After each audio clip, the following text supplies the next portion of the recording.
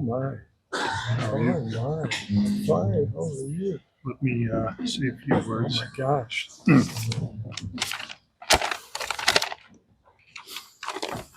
So good evening. Good evening, everyone. Well, I'll do it without it. I'm honored to be here tonight on behalf of the governor for this very special occasion. The governor wishes he could have been here tonight. He's actually traveling out of state, so he asked me to come and say a few words. First, I'd like all of you to know that I became aware of Bryce back in 1990 when my wife and I bought a house we discovered he had owned on Delaware Street, 58th and Delaware. We didn't buy it from him. We bought it from a subsequent owner. But as we were in the process of moving in, I discovered a gym bag on the top shelf of one of the closets. And it was the shelf was about 7 feet up, and it was a very wide shelf, and this was in the very back. So normal people couldn't see it. Being tall, I saw it immediately.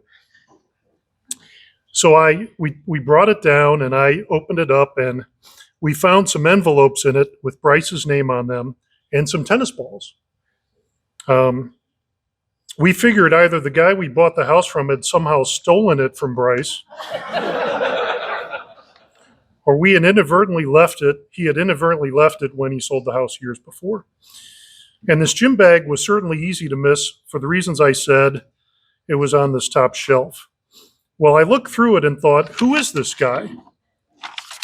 And so, Bryce, I have to confess here and now that I'm guilty of invading your privacy rights. Thanks for not suing me. Later, however, I learned that Bryce was a well-known, respected attorney and a founder of this very, very good law firm here in Indy. And I began, like young lawyers often tend to do, when they become aware of notable members of their profession, locally and nationally, to kind of follow Bryce's career and the impact he was making in the legal profession, as well as in our community. And now, more than 30 years later, to be a small part of his retirement from the practice of law, I feel it's all come full circle. And what a privilege for me to be here tonight. Bryce, the governor wanted me to convey how highly he thinks of you and all that you have done over the years. Your service and contributions to the community and to the state have been very significant and certainly worthy of recognition. As the governor is well aware, you've contributed your leadership, energy, I heard that earlier in one of the comments, and vision to so many organizations, and they're all better for it. The governor thinks you're extraordinary and incredibly deserving of receiving the Sagamore Award. So I'm a history buff. So learning about the Sagamore Award and how it originated was interesting to me when I started with the governor. And Indiana Governor Ralph Gates, for those of you who don't know, who served in the late 40s, created the award.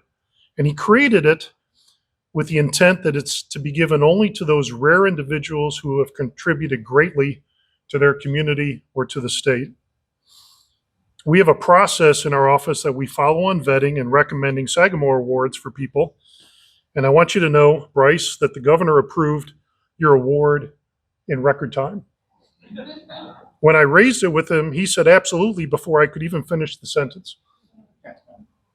The governor, more so than some of his predecessors, has a high bar for this award, and he doesn't give, it's kind of like Mitch Daniels, he doesn't give all that many of them.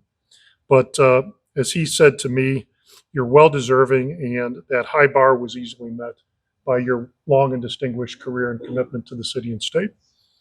So I wanted to extend his congratulations on your well-deserved retirement. And on behalf of the governor, thank you for all you've done to help make this community and our state a much better place for all.